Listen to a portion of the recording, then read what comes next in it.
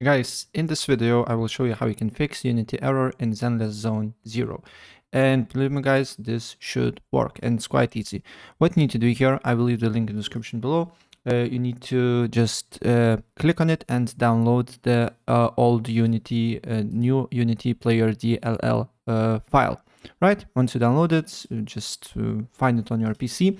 And then what you need to do here, if you're on Epic Games, you just need to launch Zenless Zone Zero to open up this window here. Then what you need to do here, you need to press on the this icon here, go to game settings, go to open directory. Then you need to find, as you can see here, unity player.dll.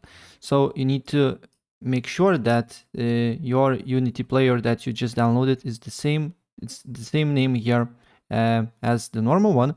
And what you need to do here is to delete it and then drag the new one, right? Press continue.